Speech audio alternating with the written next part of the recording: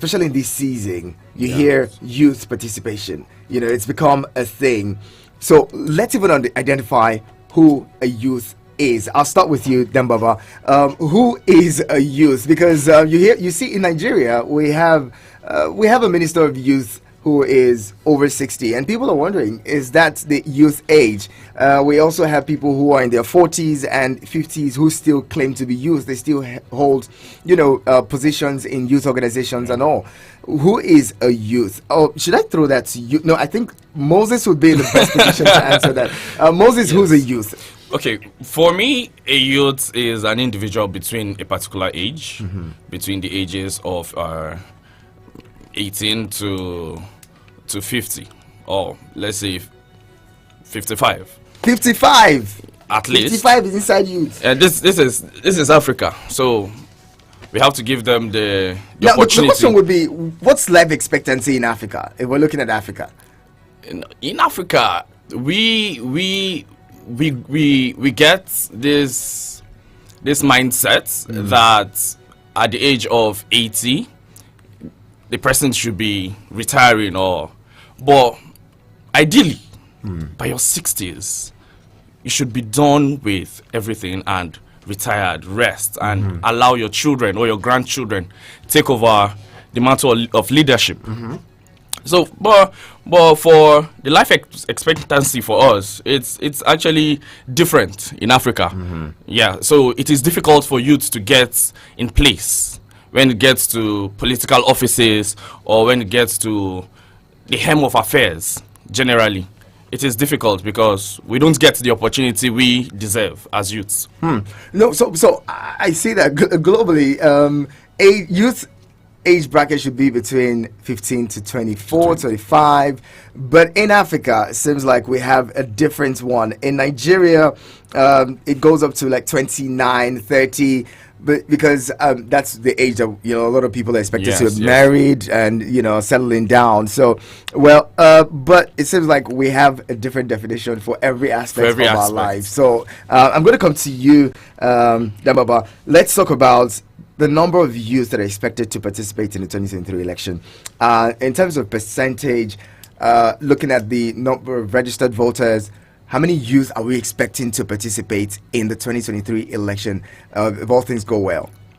Okay, in percentage, we're talking about 68.9 to 70. We're yet to get the aggregated data. Okay. But let me add, in INEC, we classify 18 because when you're aged 18, that's when you're eligible to register to vote and have your PVC. So from 18 and above, is youth. Yeah, so 18 and above. 18 no threshold. So that's why I said 55.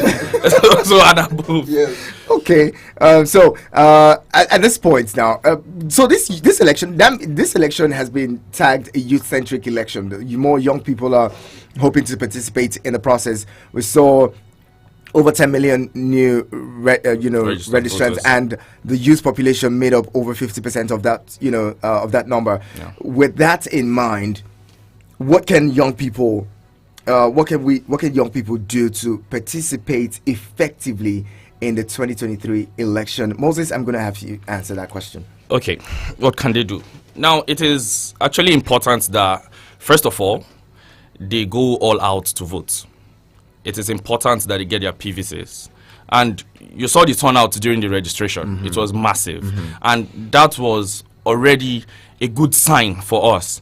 And we as individuals are happy that the turnout has been good. Now, we are saying when you come out to vote, protect your vote. Stay there. Stay there till the counting goes on and polling units winners have been announced. You get now, for some people they'll say, okay, there are risks attached, the elections might not finish in time, it will get late, it will get dark, but it is your vote. This is what we have to sacrifice as youths. We have to stay there and make sure that everything goes as planned. Interesting. I'm going to put that question to you as well, Dembaba. Looking at the election, what would be the effect of full participation of the youth in the 2023 elections? Yeah, the full participation of youth in the election or the electoral process will make the election robust, and the participation level will enhance the participation of youth. And you know, the youth are the future of the nation. So I believe, let me just restrict myself towards what INEC, what we're doing to enhance youth participation. If you notice the upsurge of youth turning out, it was because of some of our creative innovations.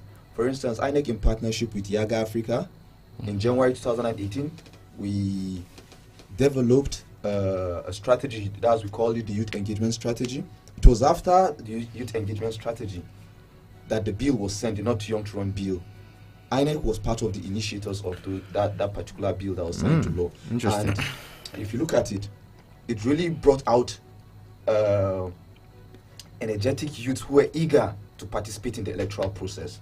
And if you notice, another thing we did towards encouraging the youth to come out and participate in the electoral process was we created the INEC Youth Ambassadors, where we brought in some celebrities who are role model, like Two-Face Idibia, Uti Nwachukwu, and they also contributed in bringing out the youth participation. Last year we had a youth summit in Lagos. That was November 25th, and it was awesome. And even during the registration exercise, CVR, we're trying to encourage them. We did a music concert in Lagos, and we had one in Abuja in the old parade ground. You could see the turnout. They were so passionate. When we made them to understand that, look, votes do count. And how do you make your vote count? Is by actively participating in all the electoral process, be it political parties, youth-oriented civil society organizations, political volunteers. We all need to participate, because we can't just leave everything to INEC, or you want the old generation leaders to just hand over power to you just like that. No. That's why we have the issue of mentoring. And we have this program, the Catch Them Young program we developed prior to the 2019 general elections, where we selected some schools and we encourage them to create the voter education club, where we start teaching them the values. They need to understand that participating in the political process is not just like a right, it's an obligation. We should see it as an obligation for us to participate in it. Interesting. So I'm hoping that at this point, what we're waiting for is the election day, election proper. Oh, by the way, go get your PVCs. The PVCs are collection would commence on the 12th. I understand 12th of December, just in a few days, and about 3 days, your PVCs will be ready for collection. You should be able to go and collect your cards so that you can vote. Now, we hope that on election day you won't be in the streets playing football or at home playing video games. Okay, go out and participate, be a part of that exercise. Stay with us, the conversation continues. The Independent National Electoral Commission (INEC) hereby informs the general public that the preliminary register of voters will be displayed for public scrutiny in all registration areas, wards, nationwide, from Saturday 12th to Friday 18th November 2022. The preliminary register of voters will also be displayed on the Commission's official website. INEC will address the claims, objections, and complaints arising from the public scrutiny of the register at registration areas, wards, from Saturday 12th to Friday 18th November 2022, and at INEC local government offices from Saturday 19th to Friday 25th November 2022. All registered voters are advised to cross-check their details in the register. Any voter whose name and personal particulars are incorrect can file a claim. Furthermore, the public can file objections against any name wrongfully included in the register. This message is from the Independent National Electoral Commission, INEC. The Independent National Electoral Commission (INEC) has fixed Monday 12th December 2022 to Sunday 22nd January 2023 as the dates for the collection of PVCs nationwide from 9 a.m. to 3 p.m. daily, including Saturdays and Sundays. All registrants who are yet to collect their PVCs or requested for transfer of registration, as well as those who applied for replacement of lost or damaged PVCs, can now visit INEC local government offices where they intend to vote to collect their PVCs. Collection of PVCs certificates will be further extended to ward level for those who are unable to collect theirs at local government offices from Friday 6th to Sunday 15 January 2023. Thereafter, the exercise will be reverted to the local government offices of the INEC until Sunday 22nd January 2023. Remember, only those with PVC can vote on election day. Collect your PVC now to vote. It is your duty. This message is brought to you by the Independent National Electoral Commission INEC, making your votes count, consolidating our democracy. Eagles 102.3 Abuja.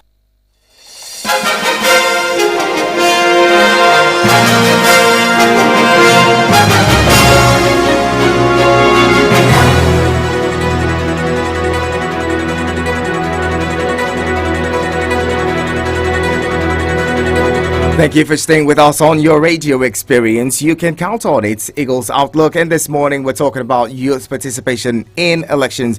My guests are Dambaba Tumbasur, who is head of unit civil society liaison INEC FCT. I also have in the studio Dogo Bako Moses, a youth movement for good governance, joining us this morning. Now I'm going to come back to you, Moses. Let's talk about the level of youth participation or involvement in the political process. Dambaba mentioned, touched on that, but I'd love you, as a person who has been in the youth movement for a while, how would you rate youth involvement in politics? It's been an interesting one. It's been one that have evolved in time. Unlike 2015, it has grown to 2019, and now we are in 2022, and the elections are near. The elections in 2023 are near. Now, if you check, you would see the involvement of youths with the partnership he talked about from Yaga, the concerts and all. Now, aside that, my organization have gone down to rural areas to do sensitization, boots on ground.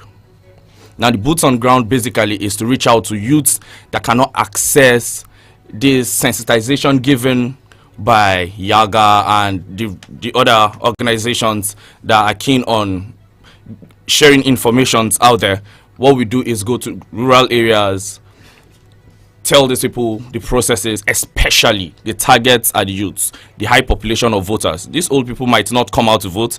The younger ones are not going to vote, obviously, but we are focusing on them. So we are going boots on ground, meeting them one-on-one, the streets, the joints, the shy joints, wherever there's a youth, we are there. Now, the participation, politically, there are a lot of youths that have shown interest in political offices. And we are glad that they are coming out to say, okay, we want this, we want to take this. You understand? Even though it's not going to be easy, it won't be handed to youths, but we are happy that they are making moves, and it's been a transition that we have all appreciated in the number of years from 2015 2019, and we are here right now. It's a good one. Appreciative of the youth who are taking the bull by the horn and participating in the electoral process. You can join the conversation now. Share your thoughts with us on 09073 530044 and 09087668888. This is INEC Moment on Eagles Outlook. Comes to you every Friday and brought to you by INEC. Thank you to INEC for putting this together. You can also send us SMS and WhatsApp messages on 09097054450. Now let's talk about youth and the way that they've been used over time to, scuttle elections. When we talked about youth, being involved, one of the areas we were very concerned about is, violence and thuggery. And at this point, do you think that the Nigerian youth has woken up to the point where they are no longer going to be used as tools in the hands of politicians to scuttle elections? Is there a political consciousness amongst youth to say, look, violence is not the way, we're not going to get involved in that? Before you respond, there's a caller waiting on the line. Hello, good morning. Good morning, my brother. Good morning, Eldo Noja, good to have you.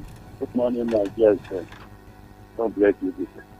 I have two questions to ask you. how did you unite youth in Nigeria because of religion policy? Ethnic policy. You see, if you see youth in Nigeria, you see Ariba group, you see Yoruba group, youth group, and this and this youth-based youth group. You see those people, they are not united. And then they fight according to their own religion. They fight according to ethnic group. They are not united. How did you bring them together? And then true, my second question is that if you are bringing them together to unite them to do these things, because in many corrupt countries, only youth can change it. You can't expect us. We now, somebody has been, from 70 to come and change the country for you. Because any corrupt country, only youth can change it. The youth in Nigeria is serious to change the country. Go and read the history of all the governments, all the corrupt governments in the world. Only youth rise up to change it and then they'll change it. Because Nigeria youth be united to change the country for us, from the corrupt country to the new country. Thank you very much. God bless Nigeria. Thank you. Thank you very much, Aldo Naja. Thank you for calling. Could the Nigerian youth unite to change this country?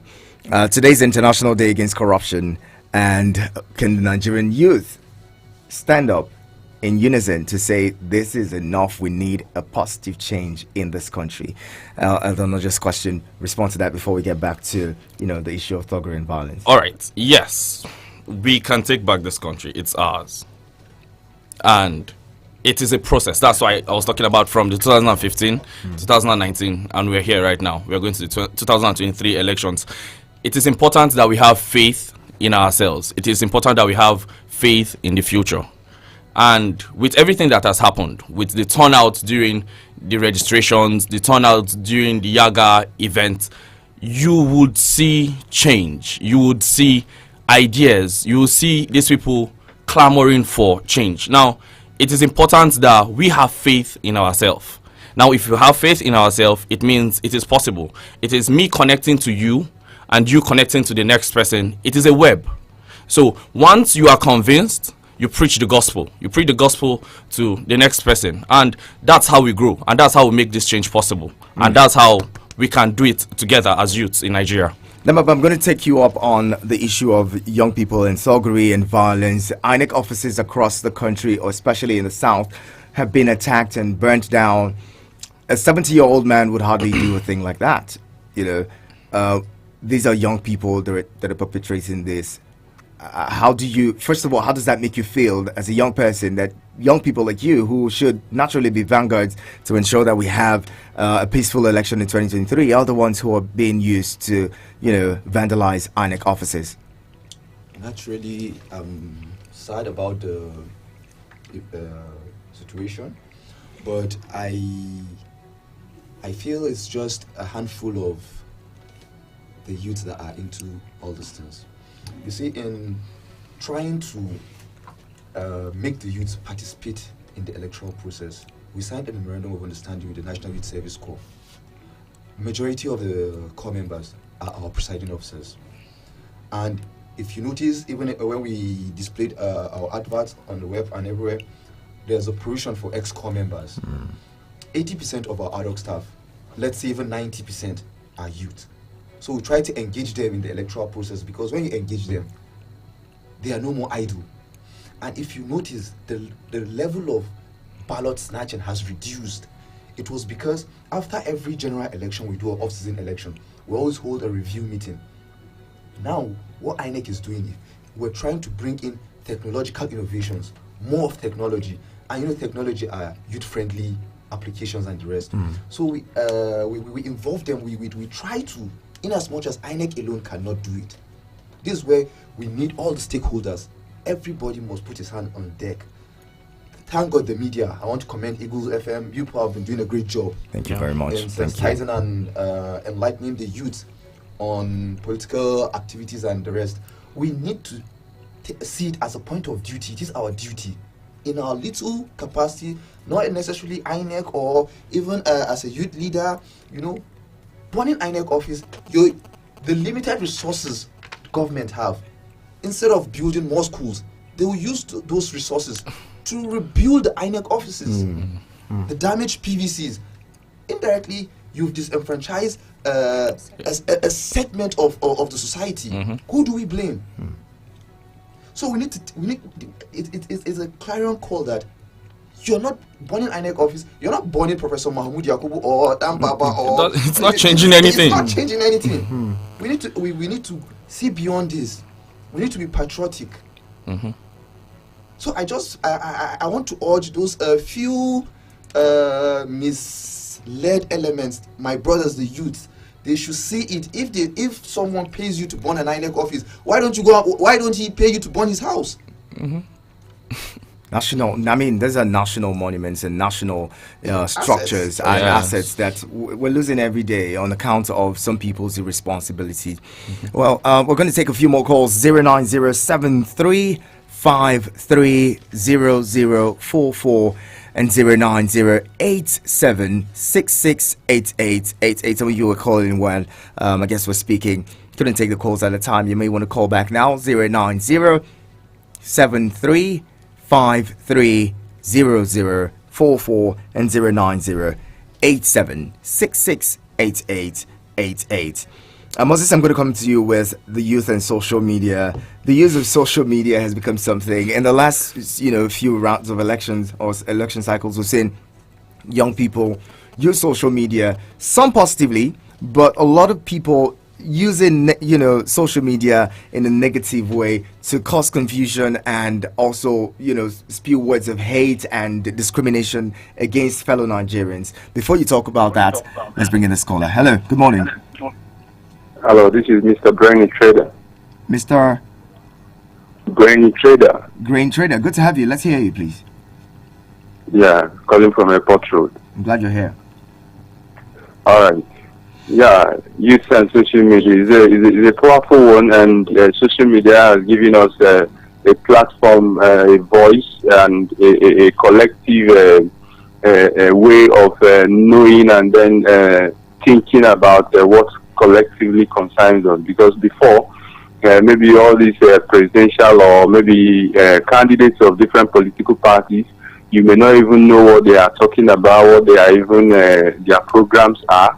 But these days, when they go for interviews and when they go for any public engagement, you can be able to hear them, you can be able to see through their eyes, you can be able to follow their direction of thought, and then it goes down to any place. So social media has helped youths, helped all of us to be able to know these people, be able to interact with these people, and be able to communicate with them, because it's a powerful way of giving us opportunity to be engaged, because what you see now can be able to reach to any place because of the social media. But before, you are there in your state, in your local government, you don't have a voice. But social media has given us a platform that we can be able to interact, know what is going on, and be able to offer our solution. So it's a powerful one and a nice one for your guest and every one of you there. All right. Thank you very much. Appreciate you calling in. Now, let's talk about that social media and how we have come to use it, especially during elections. Okay, the caller already shared a very strong light. Social media has been a strong tool politically in the electoral process.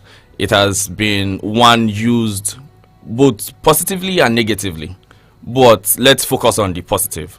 Now, for this purpose, it has been a means of enlightening young people, youths out there. It's been easier because if on Twitter, for example, one hashtag alone takes a big space. Now a number of people are going to see it when they go to that hashtag. On Facebook, once you go live and you say, okay, I want to talk about this, people view it. When you go on YouTube and you tag people and they watch, the information you share is vital. Now it is a tool that has made our job easy. Even though we can't reach out to everybody, just being there, sharing this information, our ideas, it has been a good one. Now, it is also an opportunity for individuals to know who they are voting for. It makes it easy for them even, because in the face of 6 months, we've seen people evolve and show through colors when they are going to get into office or when they get into office. So when they get into office, already you have seen and listened to what they've said, their ideas. Now you don't expect them to bring out those manifestos like they used to. Now already the manifestos are in place. They are playing it out. When they go for interviews, they play it out. For policies they are going to bring up, they play it out. Now it is easy because there's social media, not like the ages where you just wait for your TV and just hope that they say something that will make you decide who I'm going to vote for, because you don't know them personally. And when you miss that, you've missed that. And if you've missed it, you've missed it. Yeah. Yes, because there are no records. But the internet is there. Social media is there. You go, you can just Google it, and you get the information you want.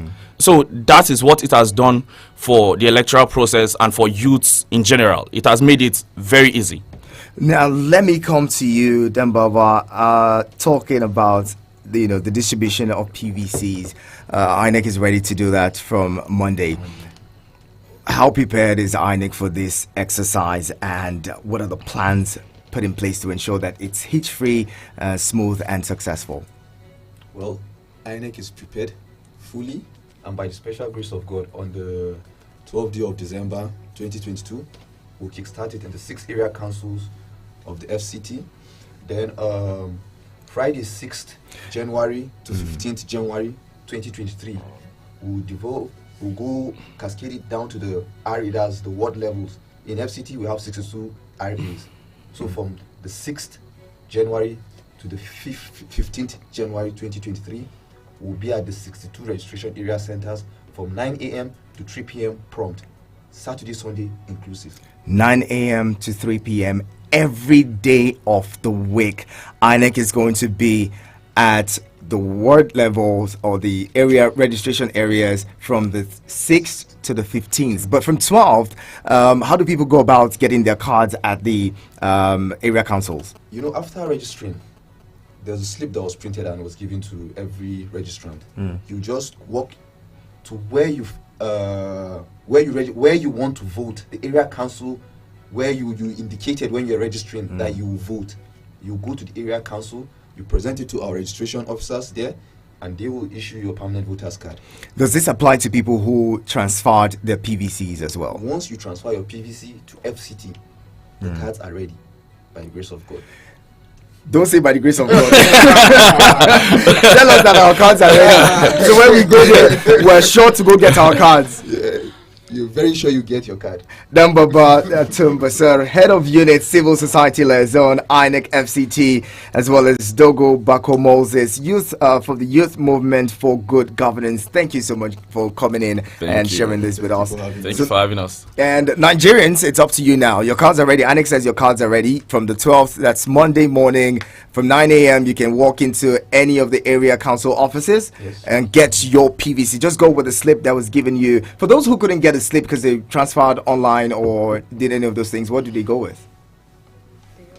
They definitely, even if you transfer, you're supposed to go and make your capturing. So definitely you're supposed to have a slip. Oh, really? Yes. Okay, so go out there, go out on Monday, go get your cards and vote in 2020 so that you can vote in 2023. Keep it with us on your radio experience. You can count on. I'll be taking more of your thoughts. Don't worry, I'll be taking more of your thoughts and questions. I'm putting them down. INEC, they're very busy at this time, so they would have to make a bit of exit so that they can continue the work that's lined up for them. A lot of work ahead of INEC in 2023. Keep it here on your radio experience. You can count on. Eagles 102.3 Abuja. The Independent National Electoral Commission INEC has fixed Monday 12th December 2022 to Sunday 22nd January 2023 as the dates for the collection of PVCs nationwide from 9 a.m. to 3 p.m. daily, including Saturdays and Sundays. All registrants who are yet to collect their PVCs or requested for transfer of registration, as well as those who applied for replacement of lost or damaged PVCs, can now visit INEC local government offices where they intend to vote to collect their PVCs. Collection of PVCs will be further extended to ward level for those who are unable to collect theirs at local government offices from Friday 6th to Sunday, 15 January 2023. Thereafter, the exercise will be reverted to the local government offices of the INEC until Sunday, 22nd January 2023. Remember, only those with PVC can vote on election day. Collect your PVC now to vote. It is your duty. This message is brought to you by the Independent National Electoral Commission, INEC, making your votes count, consolidating our democracy. Eagles 102.3 Abuja. Get new DJ mixes every day on umdundo.com.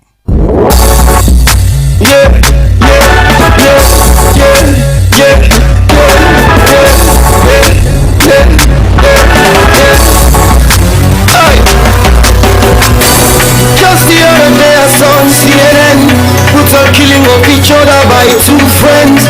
I couldn't comprehend, so I said to myself, maybe the world is coming to an end. Cause is it love, is it hate, is it war, is it fate, yo? I could not relate, yo. But there is one thing I can relate with, and that is the fact that all we need is one love. All we need is one love. All we need is one love. All we need is one love. All we need is one love. All we need is one love. All we need is one love. All we need is one love. See, from the beginning of creation, there's been a lot of tribulation. Understand where I'm coming from, and you will see that this world that we live in is one big mighty prison. We're all on death row. We're just passing like a journey to wherever we go. Why don't we make that place heaven, and that heaven is this very, very place that we are living in. So, we hear laughter in the air, see people showing care, people changing attitudes, we say, peaceful people on the streets, there's nobody gnashing teeth, no kind of evil lead. All we need is one love. All we need is one love. All we need is one love. All we need is one love. All we need is one love. All we need is one love. All we need is one love. All we need is one love. One love. Cause we struggle and hustle and laughing and crying and shout and do it all together. One love. We're stuck together, we cannot be without each other. All we need is one love, irrespective of your color, the religion or political border. One love. My people hold it, embrace it, express it and show it, cause I know it is the answer.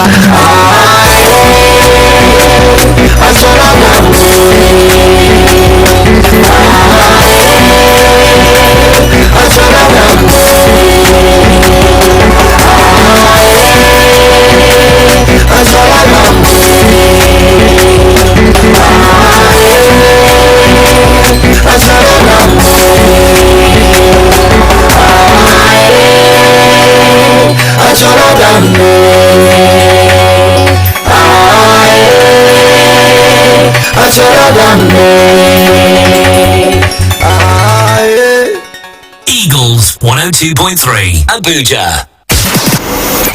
For so long you've been silenced. We have just found your voice. Take it, use it.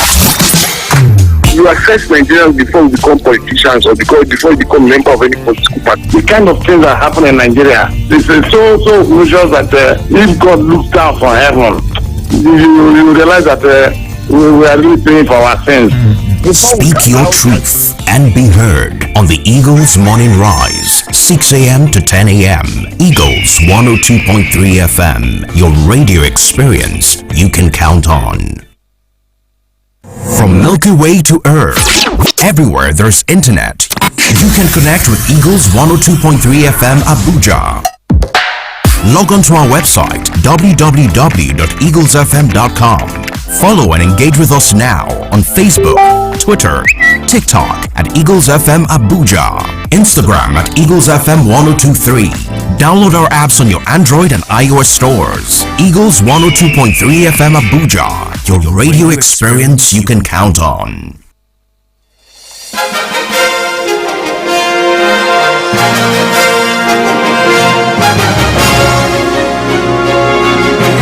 Thank you for keeping it with us on your radio experience. You can count on the time now is 9:37. And well, we just had INEC, representatives of from INEC, talking to us about the election and what we're doing. Young people and their participation in the election and the electoral process. We're also, looking at the fact that INEC has your cards ready. INEC says your cards are ready from the 12th of December. That's Monday. You should be able to pick up your cards at designated points. Hello, good morning. Hello, good morning, sir. Good morning, Abdullahi. I'm glad you're here this morning. Once again, it's Abdullahi. Yes. Thank you very much, sir. And the issue of social media platform is a welcoming development to Nigerians, especially Nigerian youth. And unfortunately, some people are receiving it because there is issue of misinformation. Some people doesn't know how to use it properly. They disseminate information, which is very, very wrong, which is totally lie and fabricated. So on using social media, we have to be extraordinarily careful. When you are telling the world what is going on in our environment, or even globally, you should be very much careful because the world now is on your hands, and you can make a peace and a progress. At the same time, you can make a conflict and even war. So this social media is a very vital, something very, very important. We should regulate the use of social media in our country. I'm not calling for terminating of people freedom of speech or freedom of expression, but I just want to call on the government to use constitutional rights to regulate social media in the country, because there are many violence that took place in Nigeria. I can remember in some cases people start to spread the information which is not the actual fact. So some people from other parts of the country, they may just take a law into their hands in the name of retaliation, which at the end cause havoc and damage to our community. So please, government should educate people and also make a kind of regulations on social media so that it will be very much good and beneficial to my people. Thank you very much. Abdullahi making a case for the regulation of social media. Hello, good morning. Good morning, my brother. Good morning again, Elder Noja. My question, the guy does it. And then let me explain it to him more. My third question is that you are talking about on social media. And then you see 70% of youth in Nigeria, they are on the stated. Then they are the people where politicians use to share cover to them and cause violence and cause a ringing of election. How did you take care of those points? I from North here. Most of our children from North here, and enjoy this Western education. And then most of them politicians go to village and say cover to them, and then they can tell them what to do, they will do it. How do you control those type of violence and those type of youth? Because if you are talking about on social media, most of people they use it wrongly, and then social media can never go down to uneducated people, because majority of those 27% I say, they don't know how to read and write, talk less of going to how do you take care of them? Thank you very much. God bless Nigeria. Thank you so much, Elder Noja.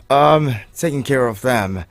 There's so much that we can do, and there's so little we can do as individuals. Government has a responsibility to Nigerians, and when we live in a society where unemployment is the order of the day, a lot of people are graduating from school, no job, and even those who want to go to school cannot even go to school for several reasons. It just says a lot. There's just so little individuals and some of these organizations can do, which again means that we would need to employ people who are going to serve us at all levels, be it the federal level, state and local governments. Look, Nigerians, you need to see yourselves as employers.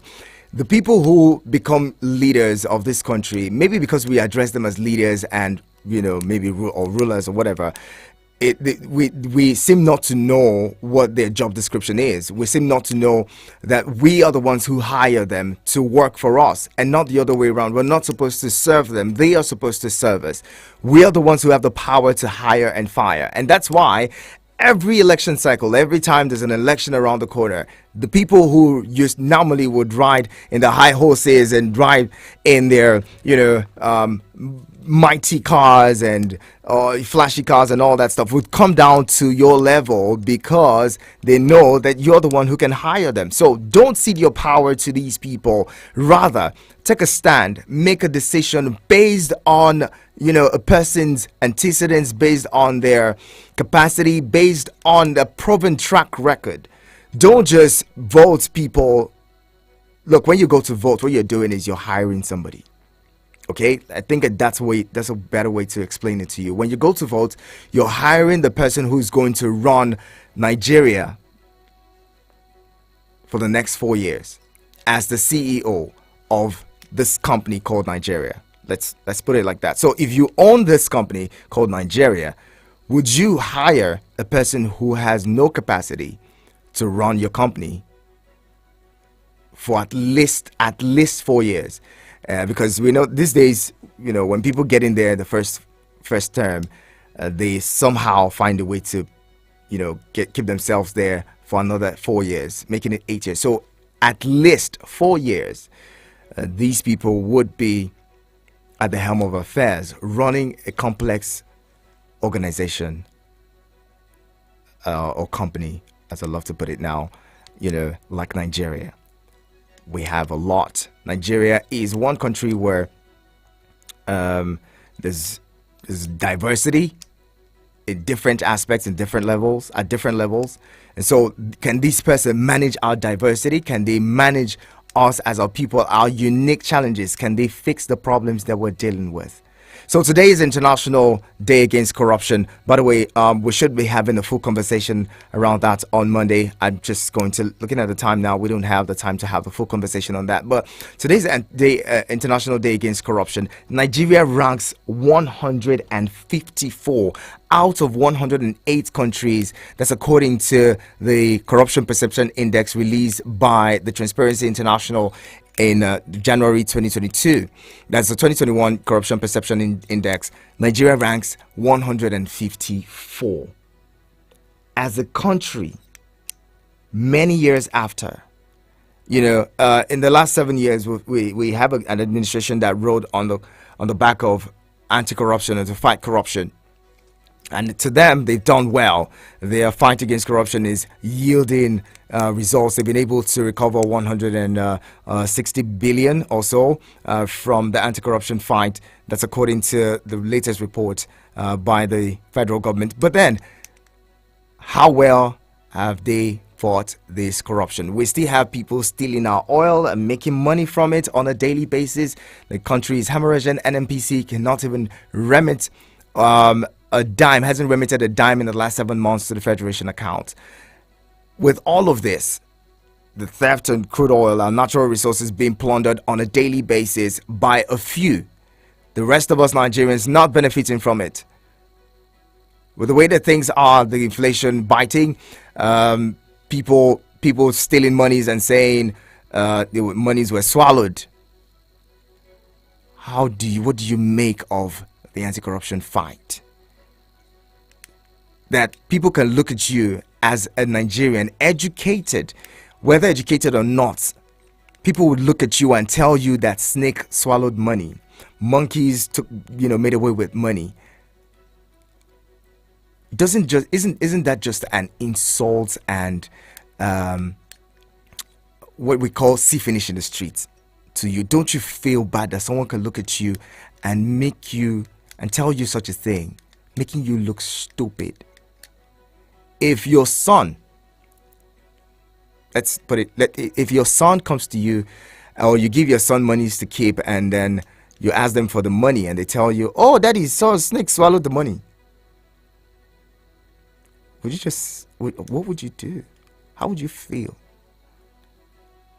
Because it seems like we just take a lot of things for granted in this country.